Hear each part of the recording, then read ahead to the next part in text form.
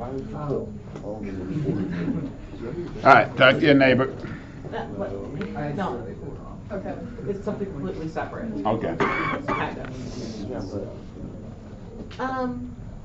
When you have multiple variable equations, you should probably change your method. Trying to solve 3 variables. Do all 3 variables have to have? Could be. Do they have to be in all the equations? No. Okay, so No, you don't. Right. You can do what you're doing there. It's just gonna be a little bit of a probably, but. But yeah, that's a good question. Actually, you don't even need to know if the outside's a right angle to prove it. Right?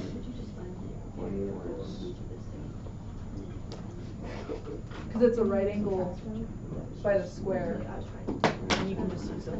Well, I'm using the big triangle. 12 Yeah. to 4. Well, there's 3 triangles. Right. But Oh no, it said you are right. if I'm using the big one to the little one, then I need to know that that's the right angle to do it, right? Yeah. At the moment, I'm not seeing how you're going to do that with any of the other triangles. Because they're similar because there's 2 parallels and then 2 similar angles. I was just doing. Because they're 2 parallels cut by a transversal. Right? Oh, yeah, right. So you could just Right. Yeah. Wow, that's pretty cool. Thank you. Yeah. Yeah. Okay, I'll go read it.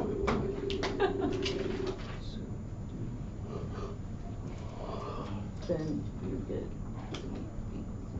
a number. Wait, what?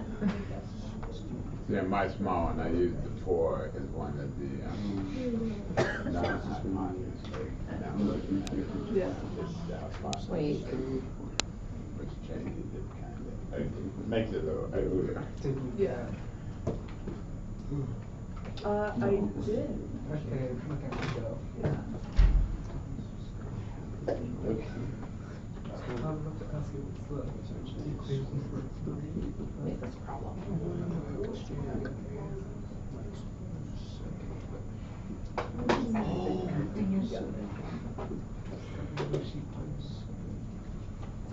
Oh, I did that wrong. So you won't get a fraction answer, you have to have a radical in it. No, you can. So are these. Since 12.7. We should get it. So it means this side is.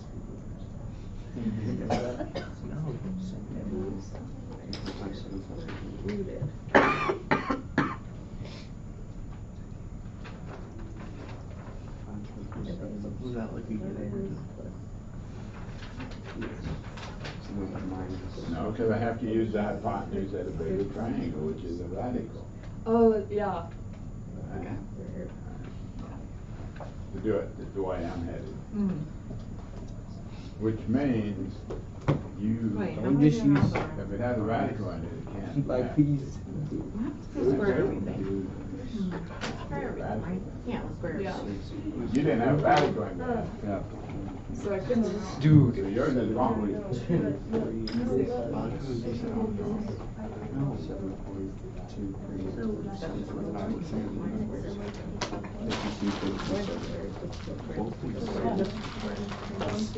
that for the bigger one? That's the wrong. That's okay. Is that for this one?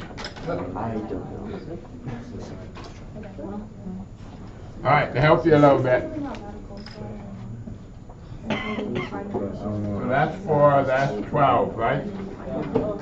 Which 144 and 16, so that's the square root of 160. So that is 16, so that's 4 square root of 10, right? Yeah. That makes sense? Right? Okay, now, I'm gonna look at the little triangle.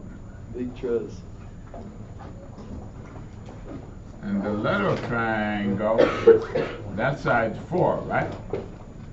Wait, what? Yeah. See, I'm looking at the little triangle right here. Right, that makes sense? Yep. Okay, go find x. So go find x now, given that's information, and see if you can find that. Oh, I guess you could do that like that. How are you supposed to find that? No calculator, no decimal numbers. I don't want any decimal numbers.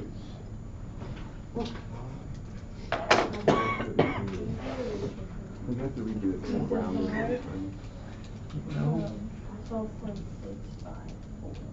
Okay, no decimal numbers. Leave your radicals. If we're leaving radicals, I think I would've got. For the area? Okay, the two triangles are similar because I have two right angles, right? And they both have that angle. See, they both have that common angle right there. So the triangles are similar by the angle similarities there. Or we could do transversals, but yeah. So we get x over 4, so the ratio of these two are going to equal what? 4 over 4 square root of 10, right? That makes sense? Yeah. Okay. So this side becomes 1 over the square root of 10. Now remember, if I multiply top and bottom by square root of 10, right? Remember doing that? Multiply top and bottom by square root of 10? Okay, I want to get the radical out of the bottom. So if I multiply top and bottom by square root of 10, right? You see that? Yeah. What's square root of 10 times square root of 10? 10. Square root of 100 over 10. So what this does is it just beautifies it a little bit. We just don't like radicals in the bottom. Alright, that makes sense? Yeah. So I bring the 4 over now. So this side becomes 4 square root of 10 over 10. Alright? Alright, go find y. Go find that side. Oops. Well, he did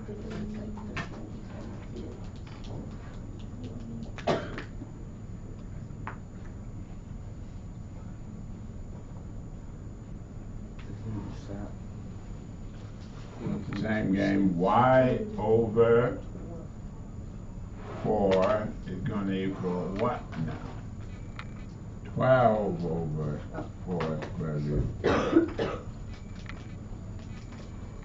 Right? Y over 4 equals 12 over. That makes sense? Ratio to ratio? Yeah. Okay. So this becomes 3 over the square root of 10, right? All right, go multiply top and bottom by the square root of 10.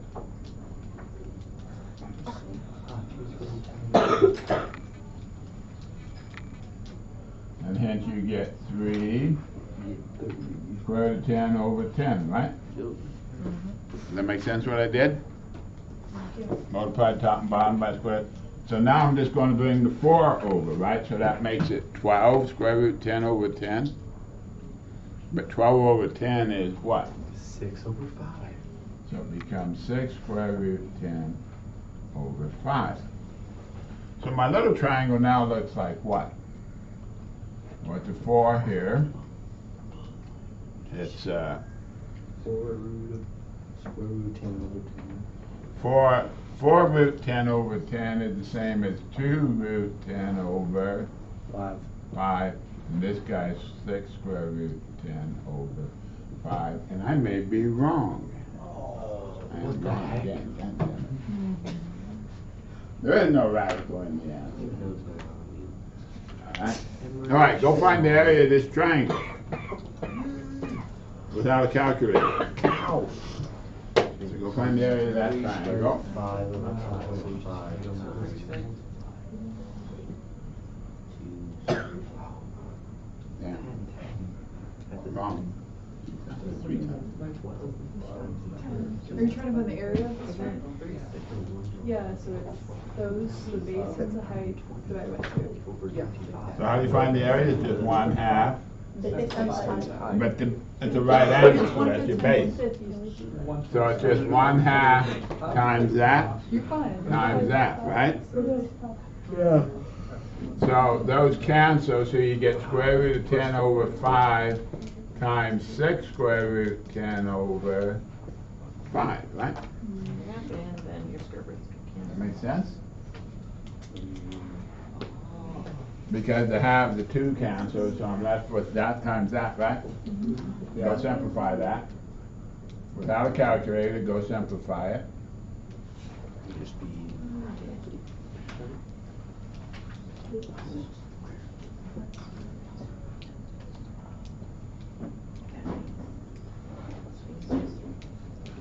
You just get 6/5, right? You get 60 over 20. 60 So, Yeah. Yeah, where's the I get 6 times 10 over, 25. oh, I did it wrong, so you get 12 over 5. 5. Okay, so you get 12 over 5 as the area of this little triangle. Right? So there's the area of my little triangle.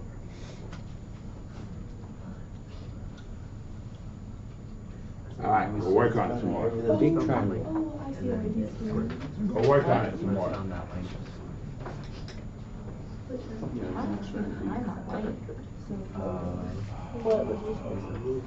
All right.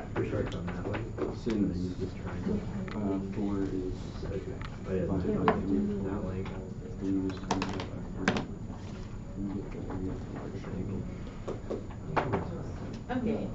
Yeah, I did it because I did.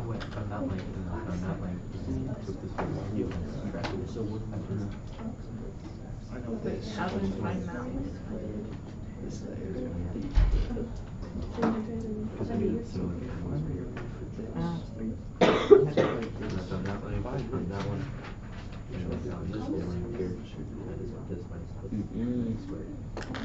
why not? First one, area is big. Well, you see, I didn't realize the triangles right away. So what I did was, I took x and y, I called those x and y, and of course, x squared plus y squared equals 16. So I have this equation. Then I took this one, which this is x versus y, and I called it z, so x plus y plus z. Yeah, all those equal, the side like which is 12.6, correct? Oh, yeah, it does, right there. I know. Oh, Yeah. you idiot? And then I have this equation which you're gonna need. So I ended up trying to substitute. So bringing the y over, I got 16 minus y. Or x is equal to the square root of 16 minus y. Squared. Substitute there. Square root the entire thing, or to get rid of the square root. So you get 16 minus y squared plus y squared plus z squared is equal to whatever the number was squared.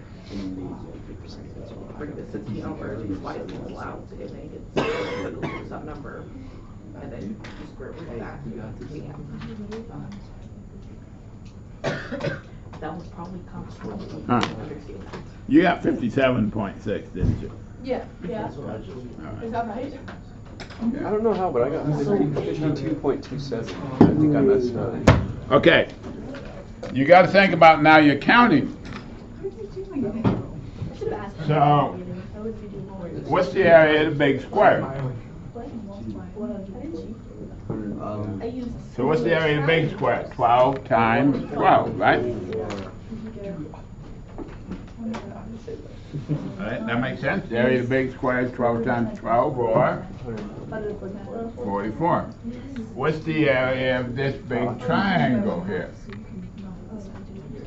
I definitely think you 12. That is how much? 12 divided 12 by over 5. 5 plus 12 over 5 times 3. Okay, just look at the big right triangle. I got 24. Yeah. It's 24. Look at it this way. It's a rectangle cut in half, right? Yeah. It's a rectangle that is 12 times 4, which is 48. cut in half, so the area of that triangle is 24, right? Shucks. GG. So I'm going to subtract those 4 away, right? Yeah. No, because you get the. So if I subtract the 4 away, well, there's the first one getting subtracted away, right? Yeah. But what happens when I subtract the second one? I double counted that guy, right? Yeah. You see that? Yeah. When I subtract the third one, I double counted that guy. And when I subtract the last one, You're doing 2. I double counted that guy. So I double counted all of them. That's right, Abby. So we're gonna add, how many of them back? 4. How many we adding back? 4. 4 times, what's the area of these guys? And there's your answer.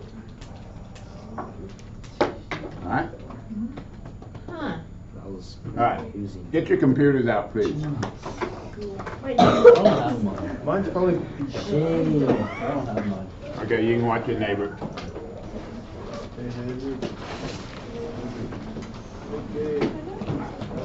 They're not. I've taken all my minutes. No, you guys are. Okay, don't. Well, it makes sense if you guys. I don't get what you said. No, but Oh, really? Let's do it. I did something. Whoa. It's 11:11. what is What that? time do you guys practice? I don't know. I don't know. Don't you guys have Did you guys do Why? I think I didn't.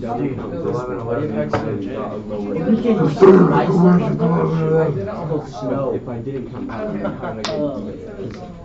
I counted that one as an issue. I wish it for it to be 11, 12. I can tell you. I'm looking for 100. We're all buying this. Hey, that was a hit. Alright, go to your GeoGebra Classic. Come on, let's move along a little bit here. Hopefully it just got connected that Wi-Fi doesn't watch for some reason. Okay. Alright, Are you connecting that Wi-Fi? alright, come on, pay attention, please. Yes, sir. So, first thing we're going to do is, you got GeoGebra Classic up, right? Yeah. Okay, see this button here? This is how we changed the rads. Remember rads? So I open that button and well, I'm in degrees, right? Oh, yeah, before we do that, just by hand, I want you to graph one period of the cosine in rads, Okay. by hand. So graph one period of cosine in rads by hand. I should have asked you to do that before I get these out.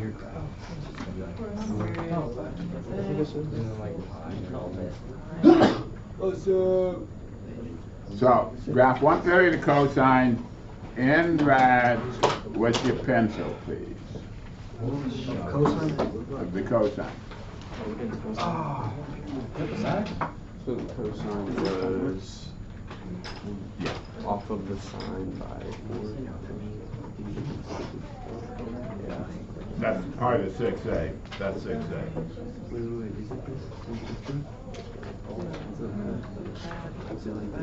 Okay, now if you're in rads, what is one period in rads?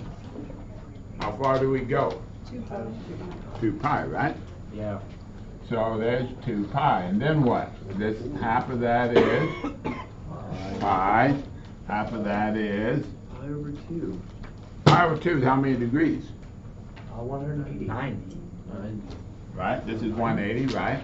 This is 360. This is 3 pi over 2. 270. So the cosine starts at 1, it goes down, it's 0, right? It skips over. Then goes there, then goes there, and then goes there, right? There's one period of cosine. That make Yes, sense? sir. Alright, that make sense for a rat? Yeah. And then I come back down over here at negative pi over 2 and keep going that way also. Yeah. Alright. Okay, so let's go see that graph now. So change your degrees to radians, please. So I just changed my thing to radians. Now up here go f of x, f parentheses x, equals, let's put in the cosine of x.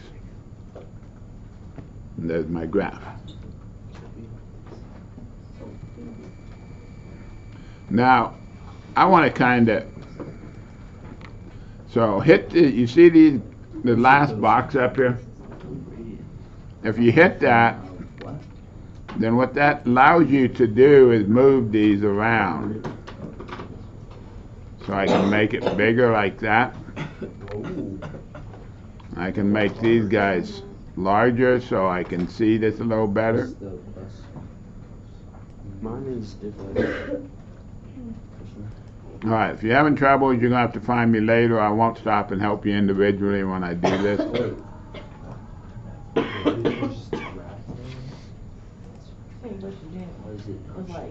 Oh, I So, forgot to stretch it. Settings button. Settings button. that's kind of a nice picture of the cosine. Thank you. And notice, 6, there's 6. Pi, 2 pi is 6.28. Alright? Alright, that makes sense? Okay, we're just going to learn a few things today. So you can do some activities I used to drive the students crazy with a lot easier. Oh, you're gonna Alright, go to this last one. What? Just go to this Drive us one. crazy, Mr. Wallach. And then go. I'm driving you on crazy the already? No, I just said you're going to, because you said this drives other people. I used to drive the students crazy Oh. with the activity, but you're going to get to do it the easy way now. Suckers. Okay. I was impressed. We're not perfect students. So the first thing we're going to do is make a list. No, first thing we're going to do is make a new function. Go delete this guy now. What? I just made him. Yeah, you just got to know him. I know. It's life. Sorry, I love you. What's my favorite function? So I'm going to put a new function in. Let's call it 2x squared minus 3x plus 5. Alright, there's my function. 2x squared plus 3x plus 5. Mine's orange. Oh, nice, very good. But good enough. Minus 3x plus 5. And there it is up there. If you want to, you have to kind of move your axes around a little bit, but there it is. But that's not important right now. So now what we're going to do is make what's called a list. If you do anything with graphing and programming anymore, you will get to know what a list is very well. So notice, I'm just going to give it a name. Let's call it L1. Little L1. All right? Equals. Now I'm going to curly bracket these, not parentheses, curly bracket. Curly bracket. It's the one with the curly bracket. You can't find the curly bracket? Have somebody help you. 1, 2, comma, 3, comma, 4, comma, 5, comma, 6, comma, 7, comma, 8, comma, 9, comma, 10, comma. All right, so you see curly brackets and the commas? What's not one equals? Is it just one What? equals? What do you mean? Okay, this is, I called it L1, it's just a Oh, name. it's just a. You're just going to give it a name. Hit enter. All right. That was underwhelming. Now, remember in the old days? Remember in the old days, I give you, say, 1 and then 2 and then 3, and I give you some function called 2x minus 3x plus 5, And I'd like to know what f is at 1, right? Yeah. Yeah, but didn't you like do Or this f like at 2, last week? or f at 3, right? Which you're going to want to know to do on your homework. Okay, so what you do now, you come down there and you just go f parentheses L1. Oh, whoa. Whoa. And what you now know is f at 1 is 4. F at 2 is 14, 20, Oh, that's 40, not 50, bad. 90, 80, 200, 900, 40, 100. That's cool. Alright. 1.7. That's cool. 335. Okay. So you've been introduced to the idea of a list and evaluating a function on a list. All right, that makes sense? Now, points. Points are not lists. You notice nothing showed up over here, for example. Yeah. Points aren't lists. So we're going to look at a couple more concepts now. The first concept we're going to look at is what's called a sequence. Now, what's a sequence? Well, let's go look at a simple sequence. 4, 7, let's see, 10. Who's the next player? 6, 1. Who's the case player? In other words, here's my first player, right? Second player, third player, fourth player, fifth player. Who's the case player? All right, go figure that out while you stand around with nothing to do. Because like K was 1. So 1, 5, 7. 2K plus 1. Okay. So it's who? I heard, I think, the answer. 3K plus 1. 3K plus 1. We're going up by motor mode of 3. I got a shift, right? Because it's 4. Okay. You want to see the list of the first 100 guys? Yeah. I'm going to build the list of the first 100 guys Oh my goodness, such a type in of about 2 seconds. And what we're going to now use is what's called the sequence command. Okay, so here we go. Sequence, S-E-Q-U. Now you notice I started typing it in, so it's guessing what I think I want. And so you got to decide which one of these you're going to use. So I'm going to use expression, variable, start value, end value. So what do I mean by that? So who's the expression? Wait, which one are you using? 3K, yeah, so you got to decide which one you're going to use. So I'm using, okay, you'll get onto this eventually. So I'm going to use the one with expression, variable, and I want the first 100 guys, right? So I start with 1, and I go out to 100. And there they are. Of course, you have to move your screen over to go see them all. Wait, what the? That there's the first 100 guys. Why it's not jumping down is beyond me. Now, suppose I want to see the guys between 30 and 40, right? All right, I'll slow down. I need to let you get that typed in.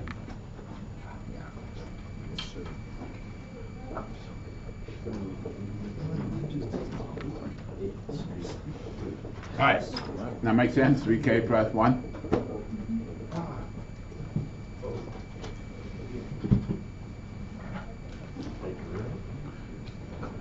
You can also do this. I'm going to come back up. Don't bother, I'll just do this. I'm going to put f of k in. And there's my, see my function f? I put f of k in, and there's that same list we made by putting the list in it. It's evaluating at what? 1, 2, 3, 4, 5. That makes sense?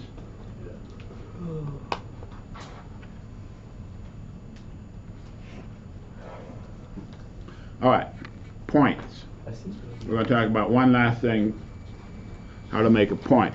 Well, you see, lists come in brackets. Points come in parentheses. So let's look at the point 2, 3. So you see it gave me the point 2, 3. If I hit enter, it'll actually give me a label now. The point A is 2, 3, right? That makes sense? Okay. What I want to do is turn this into points. In other words, who's the first point? 1, 4, right? Who's the second guy? 2, 7, right? Who's the third guy? The K is 3, now the evaluation is 4, right? I want to make it into points. Now again, points are what? Parentheses. Okay? So I'm going to go back up to this guy, this sequence. And what I'm going to do is I'm going to change it slightly.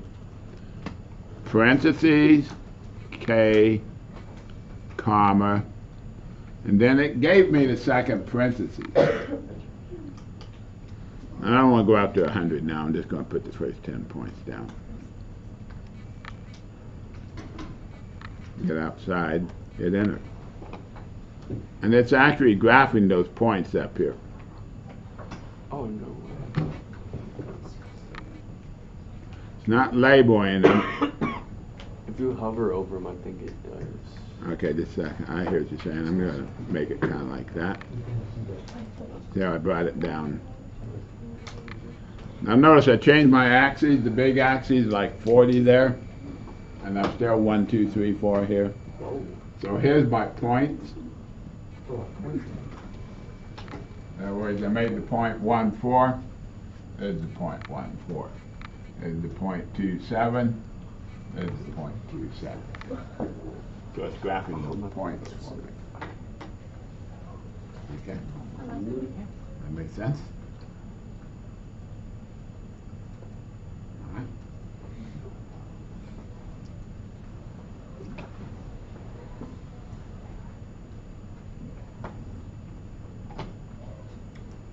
Okay.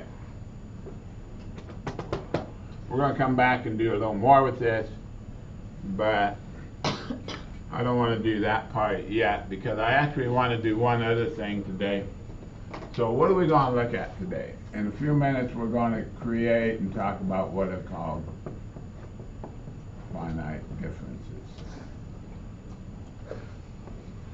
We're heading into the land of sequences. And in this land of sequences, one of the pieces of the puzzle is this thing called finite differences. Before I went and got lost Friday, we were trying to graph the tangent of x, right? We were trying to do that on Thursday, correct? Now, so just kind of set your computers to the side for a minute.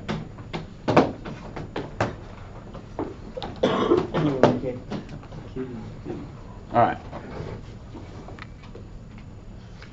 I'll set mine to the side.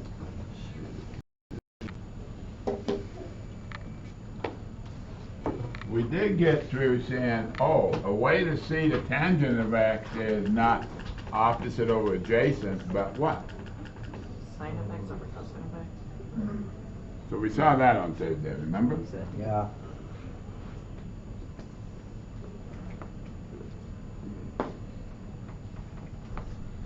Now, the other concept, remember, if I looked at, say, y equals 1 over x minus 1, what this guy's there on the denominator? Negative 1. Right. Positive 1, isn't it? Yes, you're right. So, what's the graph of this look like? Well, here we are at 1. Where there's 0 in the denominators, we get these guys going to infinity, remember? So, what happens is I come in from this side, I go to infinity like that. But on this side, notice, when I put a half in, I'm 1 over a half minus 1, right? See that?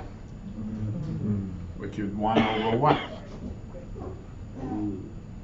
What's a half minus 1? What's 1 over negative 1 half? Negative 2. Negative 2, right? Ooh, Jacob's right. So I'm down here at negative 2. All right, now go put 9/10 into this guy. So go calculate it again for 9/10.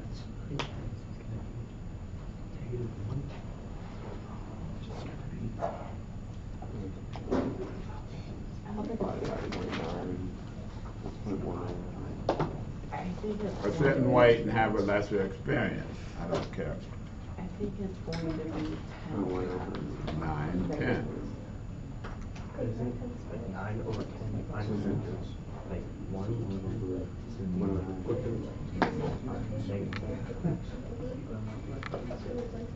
You win this time.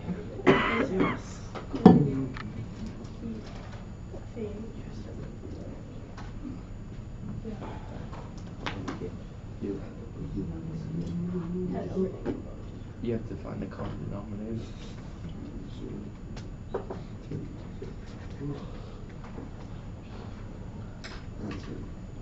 So what's 9/10 minus 1? 110, negative 110. So we're 1 over negative 1/10 now, right? 9/10 minus 1, which is who? Negative 10. So I'm just showing you on this side, we're still going to infinity.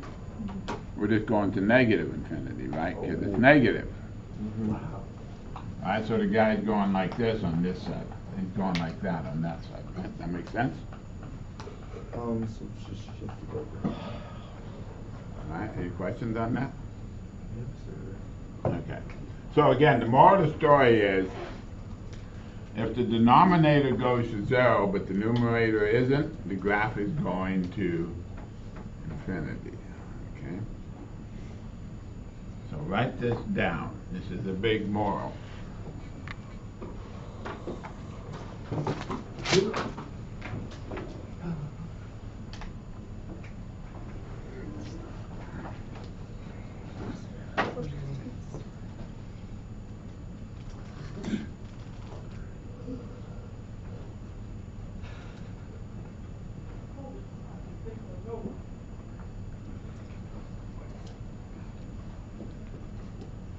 So in math slang, we'll use a conditional statement.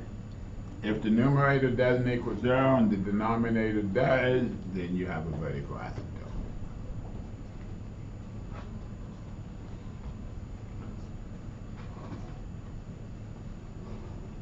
Okay? That makes sense? Yeah. Okay.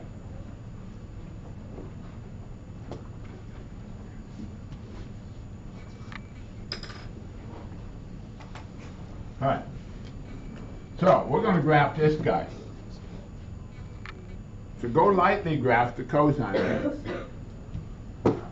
And then think about, why did I ask you to graph the cosine of it? In rads now. In rads.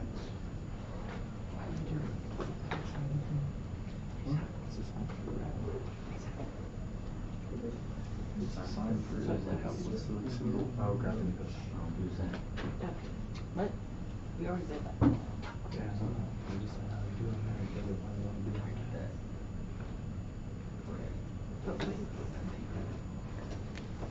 that? And then answer this question also. This is actually very true for any equation. If the cosine of theta equals 0, then for that theta, that particular theta right there, then the sine of theta equals, if you answer the question. It's not so fair. I don't remember. Can't they equal two things? Which is 1 times x. Either look at your vertical circle or the two graphs, sine and cosine. But wherever the cosine 0, the sine is, go think about it, please. Cosine 0, then the sine is, right.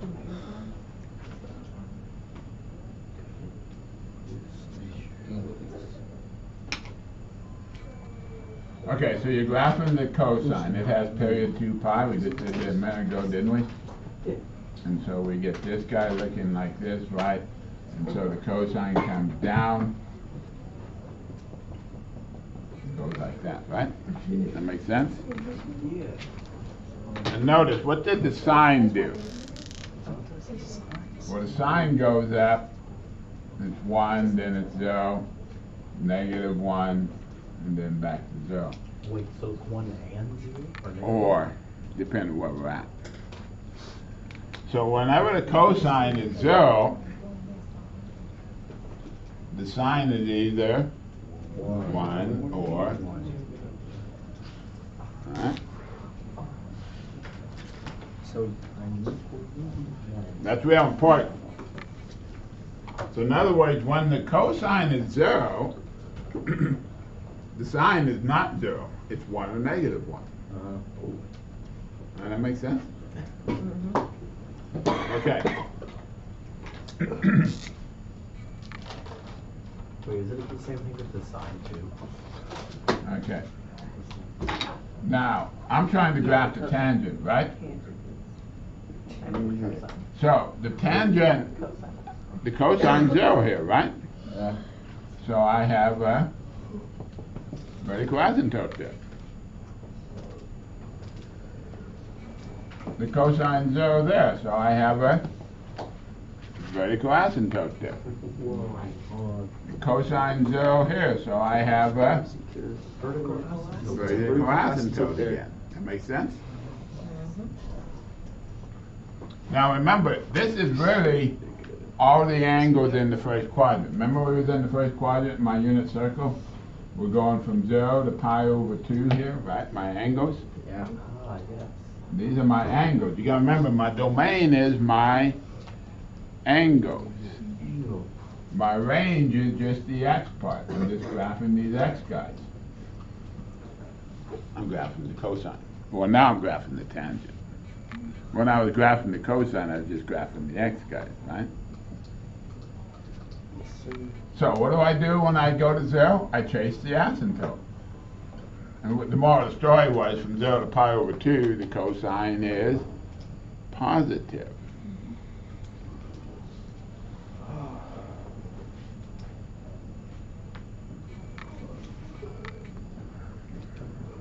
Or the tangent. And then I go down like that. Okay? That makes sense?